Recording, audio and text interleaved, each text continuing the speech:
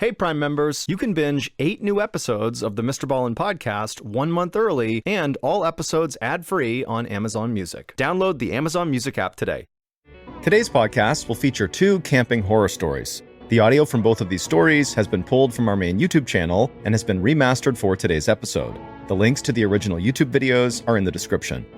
The first story you'll hear is called Pelican Valley, and it's about a very famous park that holds a dark secret. And the second and final story you'll hear is called Blood on the Mountain, and it's about 2 campers who stumbled upon a years-long mystery. But before we get into those stories, if you're a fan of the strange, dark, and mysterious delivered in story format, then you've come to the right podcast because that's all we do, and we upload twice a week, once on Monday and once on Thursday. So if that's of interest to you, the next time the follow button is asleep, go to their front yard and use gasoline to spell the words in their grass, "I hate my neighbors," and then go ahead and light that on fire. Okay, let's get into our first story called Pelican Valley. From Wondery comes a new series about a lawyer who broke all the rules. Need to launder some money? Broker a deal with a drug cartel? Take out a witness? Paul can do it. I'm your host, Brandon Jinx Jenkins. Follow Criminal Attorney on the Wondery app or wherever you get your podcasts.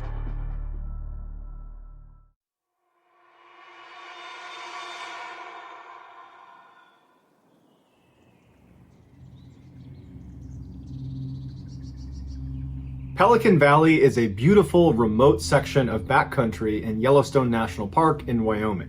Its meandering meadows and creeks and 360-degree view of the mountains make it appear like the perfect place to camp out under the stars. But unlike other areas of the park, Pelican Valley requires a special permit if you intend to stay the night. And before Yellowstone Park rangers give you this permit, they remind you that Pelican Valley is a very dangerous place. And in general, you should only be out there with groups of at least 4 people.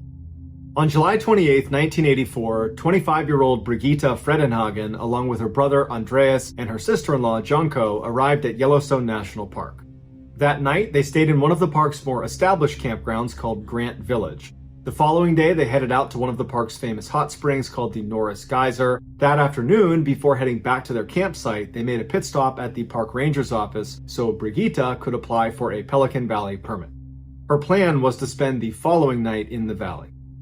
When they went in the office, the rangers believed all 3 of them were applying for a permit, and so they weren't asking that many questions. They were just kind of going through the routine. And then when Brigitte said, "No, it's just going to be me applying for a permit," they actually immediately tried to dissuade her and said, "This is a really bad idea. Nobody goes into Pelican Valley on their own."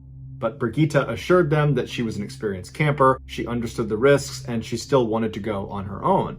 And Andreas and Jonko, who were standing behind her, kind of echoed that sentiment and said, "No, she's really good. She knows what she's doing."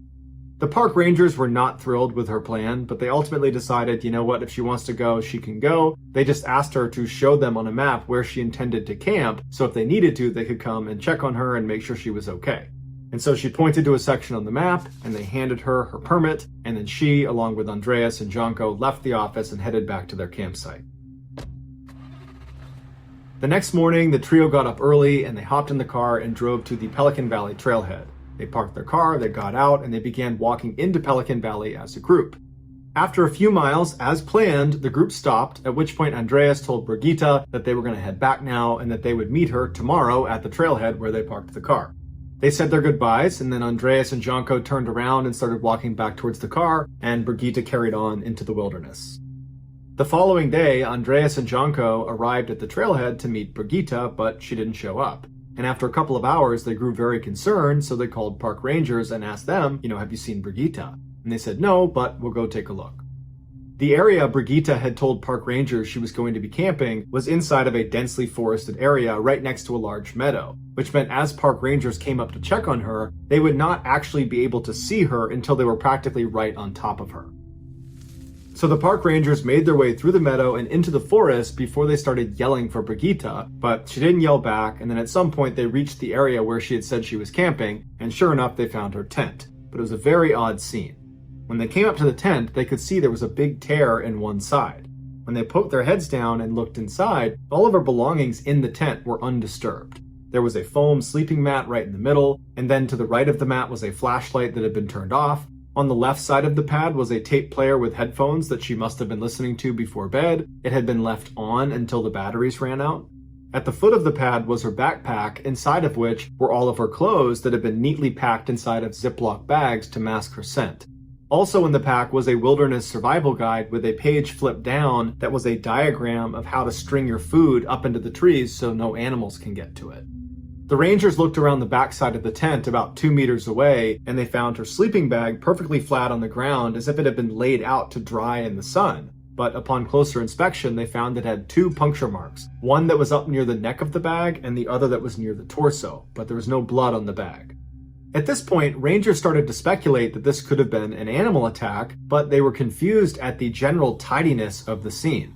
Typically, when an animal attacks a person, it looks like a bomb went off in the area where the attack occurred, and this campsite was very, very neat. As the Rangers continued to walk around the campsite looking for clues and yelling out for Brigitte, they found a barely discernible drag tail a couple of meters away from the sleeping bag that was leading west into the forest and up a hill.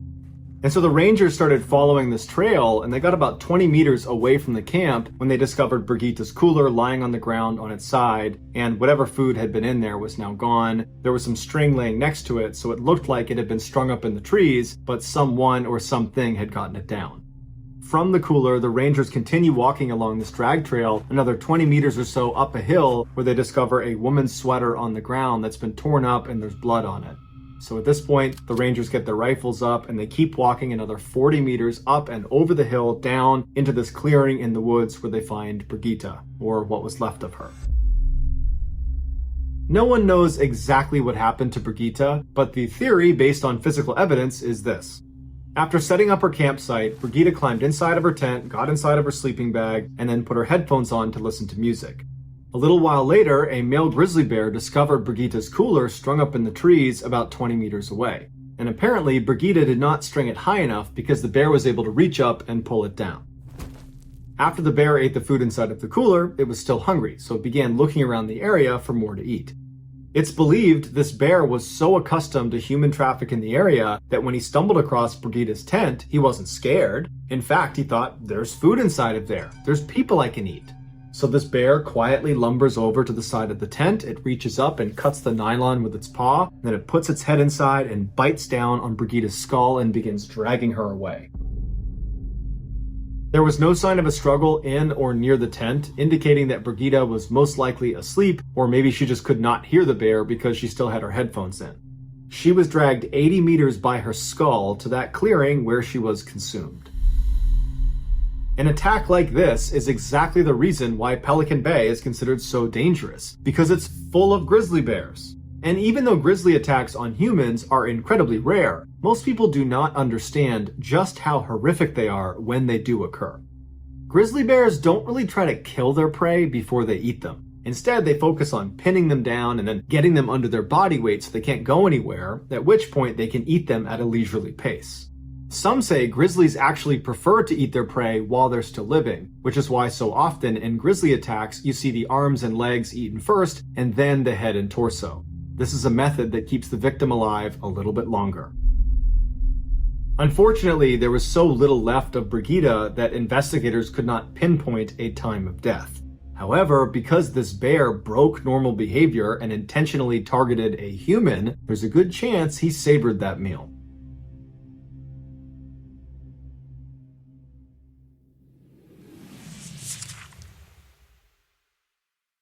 If you're listening to this podcast, then chances are good you are a fan of The Strange, Dark, and Mysterious. And if that's the case, then I've got some good news. We just launched a brand new Strange, Dark, and Mysterious podcast called MrBallen's Medical Mysteries. And as the name suggests, it's a show about medical mysteries, a genre that many fans have been asking us to dive into for years, and we finally decided to take the plunge, and the show is awesome. In this free weekly show, we explore bizarre, unheard of diseases, strange medical mishaps, unexplainable deaths, and everything in between. Each story is totally true and totally terrifying. Go follow MrBallen's Medical Mysteries wherever you get your podcasts, and if you're a Prime member, you can listen early and ad-free on Amazon Music. Hey listeners, big news for true crime lovers. You can now enjoy this podcast ad-free on Amazon Music with your Prime membership.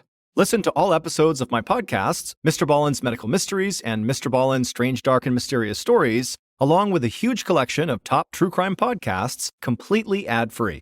No more wading through cliffhangers or dealing with ads, because let's be honest, ads shouldn't be the most nerve-wracking part of true crime. To start your ad-free listening journey, download the Amazon Music app for free or head to amazon.com/ballen. That's amazon.com/BALLEN. Dive into uninterrupted true crime stories today. The next and final story of today's episode is called Blood on the Mountain.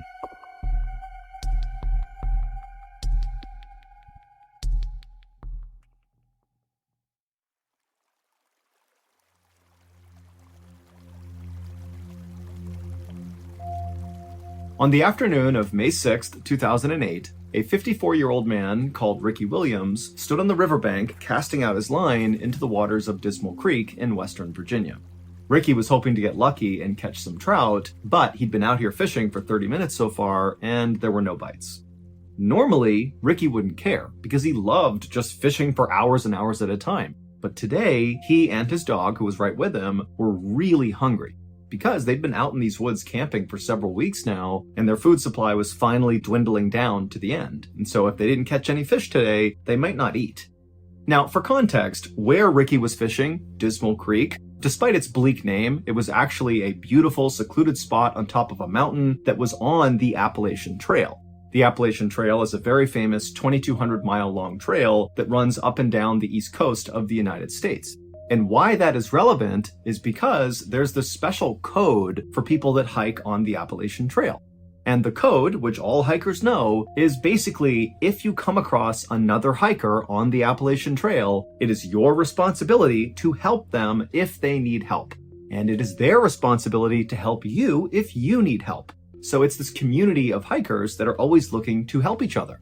And so Ricky was very aware of this code on the Appalachian Trail, and he was secretly hoping, as he cast his line over and over again and didn't get any bites, that a hiker or a group of hikers might come by this area, and maybe they would see him and come down and learn that he needed food, and they might just give him some of their food. But another half hour passed and no hikers came by, and still Ricky could not catch any fish. But then suddenly, Ricky's dog, who was right next to him, began to whine and kind of began shifting around like it was sensing a predator in the area or something. But as Ricky was trying to calm his dog down, he began to hear a voice in the woods right behind him. Somebody was moving towards him. And when Ricky heard this voice, on the one hand, he was pretty excited because maybe this is a hiker who can give him some food. But on the other hand, Ricky couldn't help but feel really uneasy. Now, you need to understand that Ricky was an older guy, he was kind of frail, and over the past few weeks that he'd been camping with his dog, as his food supply had run down, he had become skinnier and skinnier and skinnier, and so he really did not pose any sort of threat to anybody. He's like this weak older man. Now, generally speaking, the Appalachian Trail was a very safe place. But over the last few decades, there had actually been several murders that took place on the Appalachian Trail. And in fact, one of those killings took place less than 2 miles away from where Ricky was fishing with his dog. And in that double homicide, a very well-known killer named Randall Lee Smith had stabbed and shot to death 2 hikers. And so while Ricky was really looking for help from fellow hikers, at the same time, he couldn't help but feel somewhat apprehensive. Because again, Ricky was like this small, frail guy, and Ricky was well aware of these murders, and he was well aware of the fact that he was super close to one of the murder sites. And so Ricky was totally on edge as he's listening to this male voice get closer and closer, and then finally, this man in his early 30s steps out from the tree line, and he looks over and he sees Ricky, and for a second, the 2 men just kind of look at each other, but then this guy just grinned at Ricky and said, "Hey, how you doing?" And immediately Ricky felt relieved, because he could tell just from looking at this guy that very likely he was not a threat. The man introduced himself as Scott Johnston, and he told Ricky he was actually camping in the area with a friend of his, and they were out here fishing, just like Ricky. And Ricky pretty much immediately said, "Oh, great, nice to meet you. Do you have any food for me?" And Scott was like, "Absolutely." And he dug into his bag that he had with him, and he pulled out a couple energy bars and a bag of chips, and he threw them over to Ricky. And he also gave some fresh bait to Ricky, so he too could cast out again. And for the next couple of hours, Scott and Ricky just stood on the riverbank and fished together. And after a while, the trout did start biting, and they did start catching fish, so the day kind of turned into a great outing for Ricky. And it got even better because as soon as the men were done fishing, Scott asked Ricky if he wanted to join him and his friend back up at the campsite for dinner. And remember, Ricky had no food, so this was an amazing invitation, and he said, yes, of course, I'd love to join you. So the two men packed up their stuff right as the sun was going down, and then they began walking back into the forest where Scott had emerged from. And as they were walking, Scott's fishing pole got tangled on a low-hanging branch, and he was really struggling to get it out of the tree, and so finally he just told Ricky to, go on ahead, my campsite's right up there, it's a straight shot, just go up the hill, and you'll see it. Ricky asked Scott if he was sure, and Scott said, no, it's totally fine, go ahead. So Ricky said, okay, and he walked the rest of the way up the hill, and then when he walked out of the tree line into the clearing where Scott's campsite was, immediately what Ricky noticed was this enormous man who was like twice the size of Scott, and so 4 times the size of Ricky, kind of hunched over the campfire. And this huge man, who presumably was Scott's friend, he heard Ricky walk into the circle, and remember, it's nighttime and they're kind of in the middle of nowhere, and so this guy, he turns his head around and sees this strange man just standing there, and Scott's nowhere to be found, and so this guy, he grabs a club, like a piece of wood, and he looks at Ricky kind of menacingly, like, what are you doing here? And Ricky, who was so caught off guard by just how big this guy was, he put his hands up and he said, I'm so sorry, Scott sent me up here. I don't know if this is the right site, I'm sorry. But just at that moment, Scott had finished untangling his fishing line, and he came out of the tree line and he patted Ricky on the back, and he said, oh, you've already met my friend Sean. And as soon as he said that, Sean looked like he basically let his guard down. He put the wood down and he stopped glaring directly at Ricky. But Ricky felt like Sean was not happy that Ricky was in his campsite, even though clearly Scott is the reason that Ricky is in this campsite. And so Ricky just felt really uncomfortable. And at the same time, Scott is ushering Ricky closer to the campfire to take a seat next to Sean. Sean's a great cook. He'll cook up this fish for us. It's going to be great. Take a seat.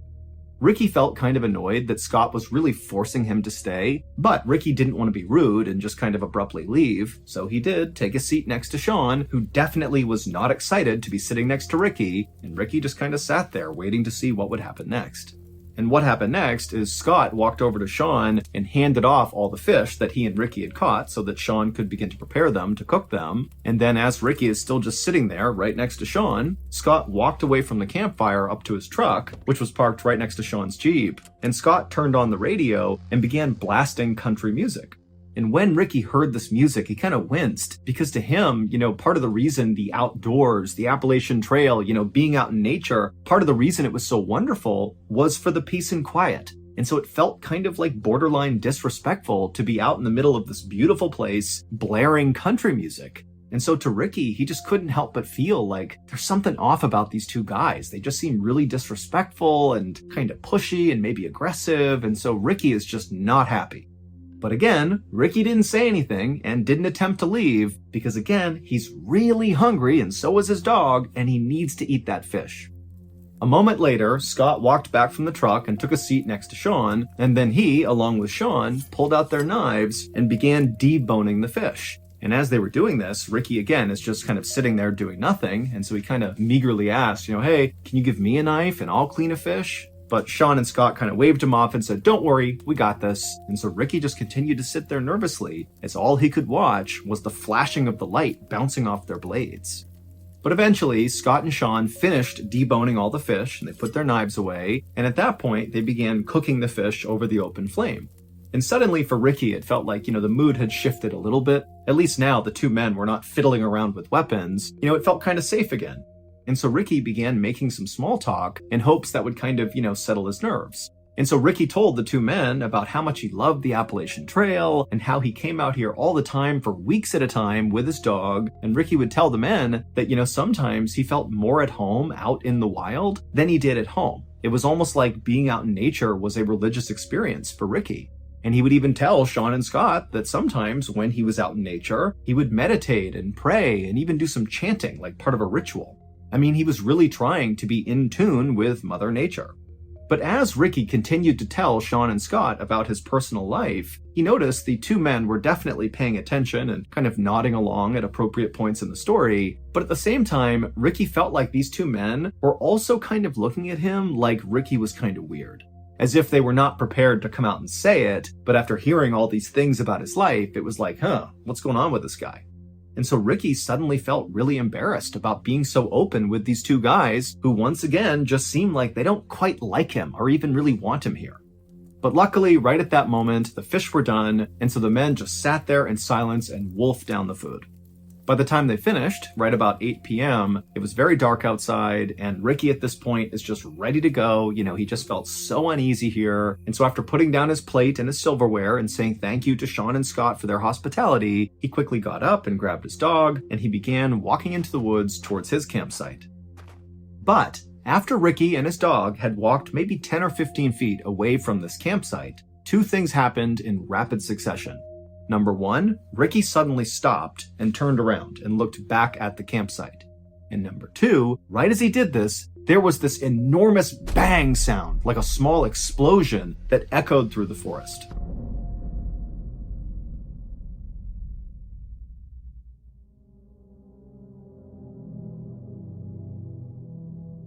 About 30 minutes later, and about 4 miles away from where Ricky and Sean and Scott had been, there were these two women who were in their house eating dinner when they heard this sudden frantic knocking on their front door. Now, these women live in a very isolated part of the country, and so the women were very concerned. One of them rushed over to the phone just to be ready to call the police, while the other very carefully made their way towards the front of the house, and they kind of peered out the window, but they couldn't see anything outside. It was too dark. And so they went to their door, which was still getting pounded on by whoever was out there. And the woman, she unlocked the door and she opened it just a crack. And what she saw nearly made her faint. There was a man standing on her porch who was absolutely covered in blood, as if he had been fully submerged in a tank of blood. I mean, he is all red. And the man had his hand over his neck. And the woman who opened the door, she looked at him and she saw that there was this rhythmic pulsing of blood pumping out of his neck that was in time with his heart. This man is clearly bleeding to death. And so the woman, she screamed for the other woman to please call 911. We have someone who's dying here. And so she began calling 911. And then the man on the porch just said, please help me. And then he said something about Dismal Creek. And then he collapsed.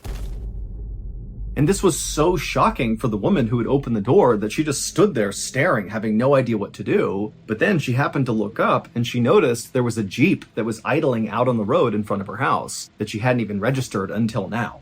And so either this guy got dropped off or he drove that Jeep. But before she could even begin to understand what had just happened, an ambulance and a whole bunch of police cars came screaming up and parked in front of her house. And then the medics got out, they rushed up, and they grabbed the bleeding man, and they put him in the ambulance, and they rushed him off. Meanwhile, not far from the house, police officers were speeding towards Dismal Creek, because when the women called 911, they said, this guy who's shown up on the porch bleeding said something about Dismal Creek, but they had no idea what it was about. And so instead of trying to wait to figure out what was even going on, police had basically said, let's just go to Dismal Creek and look around and see if we can figure out, why someone would leave that area and show up at this house covered in blood. But as the police were making their way up this winding mountain road, they saw a truck bombing down the road coming straight at them.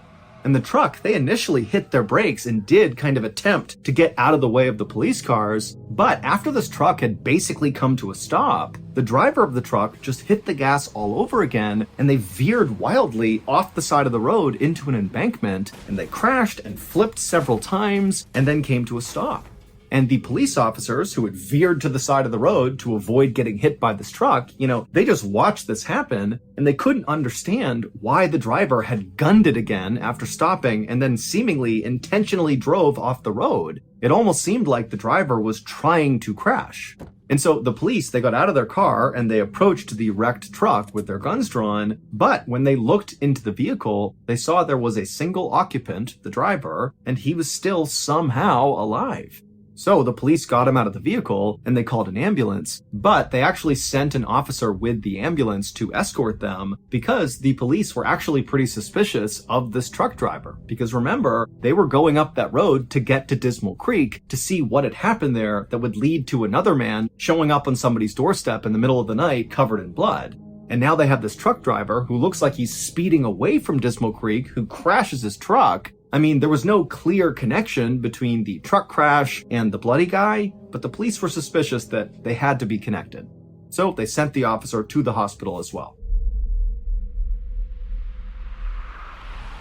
About 30 minutes after the truck crash, the police left the scene and continued the rest of the way up the road to Dismal Creek. And once they got up there, the police fanned out all across the area and just began looking for anything. Just any clue that might explain what the heck happened here, if anything happened at Dismal Creek at all. And pretty quickly, the police actually did find something unique. In the middle of the Dismal Creek area, they found a campsite.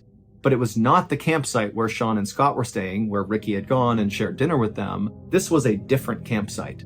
And not long after searching this other campsite, police concluded that whoever was staying here did not seem like they were mentally well. This seems like a mentally unstable and potentially dangerous person lives here. So the campsite was really simple. It was just a tent and a campfire.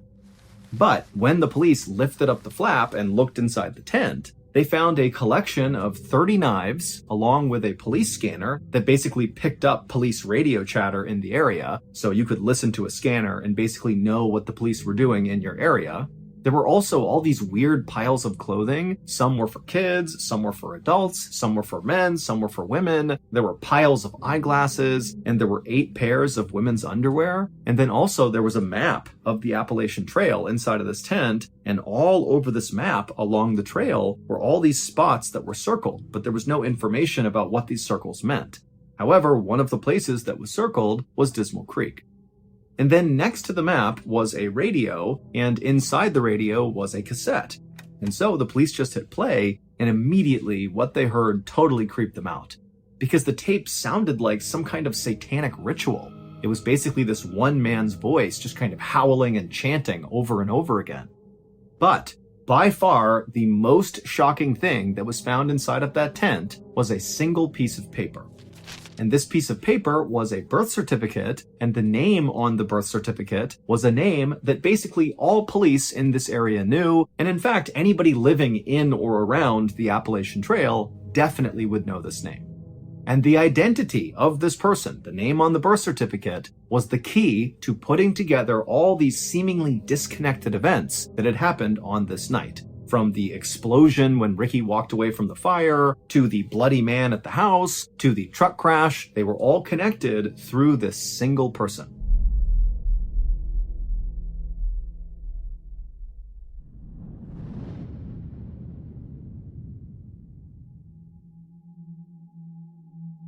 A few hours earlier, after Ricky had gotten up and walked away from Sean and Scott's campsite, and then after barely making it onto the trail, he had turned around and there was that loud explosion. Well, at that point in the story, Ricky, who's now looking back at the campsite and looking at Sean and Scott, he can see that the two of them, they've heard the sound too, and they were now staring at each other with looks of absolute shock and terror on their faces. But then Ricky watched as Sean reached up and touched his face, and he put his hand out in front of his face and it was covered in red. And the reason for that was because Sean had just been shot in the face, because that loud explosion was the sound of Ricky shooting his gun at Sean. And as Sean and Scott stood there staring at each other in absolute disbelief, Ricky, who's still in the tree line, ran towards the fire and just kept on shooting. And so Sean at this point, as he sees Ricky coming into the campsite, he stands up and kind of staggers back and falls on the ground. But Scott, who's not hurt at this point, he just gets up and starts running away from the campsite. And Ricky turns his attention towards Scott and he shoots at him and he hits him straight in the neck and also in the back. But somehow Scott just kept on running despite these horrible wounds. And so Ricky watched as Scott disappeared into the woods. And then Ricky turned back to Sean, who's laying on the ground and can't go anywhere. He's been shot in the face. And Ricky just casually raised his gun and shot Sean right in the chest. But amazingly, Sean, after getting shot this second time, it created what must have been the most extreme adrenaline rush ever, because he jumped up to his feet and right in front of his attacker, he just turned and sprinted to his Jeep. He hopped inside, fired it up, and just sped away as fast as he could. And when Sean flipped on his headlights and turned a corner after getting away from the campsite, he looked down the road and he actually saw his buddy, Scott, who had run away first, come tumbling out of the woods onto the road. And so Sean, who's gravely injured, drives over next to Scott and he stops the Jeep long enough for Scott to climb inside, and they shut the door and they speed their way towards the nearest help, which happened to be that house where those two women lived. And so it was Scott, who looked like he was drenched in blood, who knocked on the women's door. Sean was down in the Jeep out on the road, but he was just too weak to get out and come up to the door as well. But when the ambulance and police arrived, they would find not only Scott up on the porch, but also Sean in the Jeep, and both men would be taken to the hospital via helicopter. And then as for the man who was driving the truck down the road away from Dismal Creek, who then crashed right in front of the police, well, the driver of that truck was Ricky Williams. However, that was not his real name. There was no Ricky Williams. That was the name he just used. His real name, which was on the birth certificate that police found in that other campsite inside of the tent, was Randall Lee Smith. The same infamous Randall Lee Smith who had murdered those two hikers not far from Dismal Creek. That double homicide had happened in 1981, and Randall was caught and convicted. But he was paroled 15 years later in 1996 for good behavior. And for 10 years after that, Randall lived with his mother and he wore this electronic bracelet and, he followed the rules. But by 2008, his electronic bracelet had came off, and even though Randall had attempted to continue living with his mother, it just wasn't tenable, he didn't have enough money, and so ultimately he packed up his things, grabbed his dog, and moved out onto the Appalachian Trail. And on May 6th, 2008, when Sean and Scott arrived in Dismal Creek to go fishing, Randall was waiting. Nobody has any idea why Randall murdered those two hikers back in 1981, or why he targeted Sean and Scott in 2008. All we know is that Randall Lee Smith was very mentally unwell and very likely viewed the Appalachian Trail as like his sacred place. This is his home. This is the place he loves more than anything. And so maybe, he felt like Sean and Scott had somehow disrespected the Appalachian Trail, and that was enough to attack them. Now, we know Sean and Scott did not do anything intentionally disrespectful to Randall because, amazingly, Sean and Scott survived this attack. And they would say that when they saw Randall, they just felt bad for him. They thought he was like this alcoholic drifter who didn't have a home of his own, and so he was just living out in the woods on the Appalachian Trail. And so they didn't judge him. Instead, they really did just want to give him some food and spend some time with him and make him feel human again. That was it. And because Randall appeared to be this kind of small, older man, Sean and Scott, who were, very big and imposing, they didn't feel threatened by this guy. As for that bizarre other campsite that police found up around Dismal Creek, the one that contained all those knives and the birth certificate, well, obviously, that was Randall's campsite. And that weird cassette tape that they listened to that sounded like a satanic ritual, that was Randall going through his meditations and chants that he would do when he was out in the middle of nowhere. It was like his way of respecting Mother Nature and the Appalachian Trail. And then all those items that were found inside of his tent, the different clothes and the eyeglasses and the women's underwear, it's believed those could be Randall's other victims. However, when police pulled DNA samples from all of those items that were found inside of his tent, like the clothes and the underwear and the eyeglasses, well, those DNA samples did not match any of the missing people or murder victims in the police's database, and so that wasn't useful. And then also, police went to all those places on that map that were circled, and with the exception of obviously Dismal Creek, they didn't find anything else at the other locations that suggested any violent event had happened there. So only Randall knows the truth, which means we will never know the truth, because just 4 days after Randall was pulled out of that truck that he crashed, he died in police custody from a blood clot that formed as a result of the crash. And in those 4 days that Randall was in custody, he never gave up that there were any other victims. Today, Sean still has a bullet in his head and in his chest, and Scott still has big scarring on his neck and on his back. But both men have made a full recovery, relatively speaking, and they still go back to Dismal Creek all the time to go camping and fishing.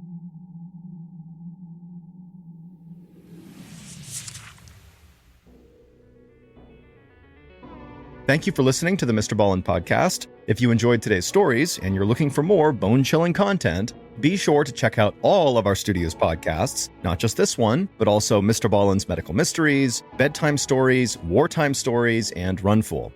Just search for Ballen Studios on any podcast platform, and you'll find all of them. If you want to watch hundreds more strange, dark, and mysterious stories, just head over to our YouTube channel, which is just called MrBallen. So that's going to do it. I really appreciate your support. Until next time, see ya.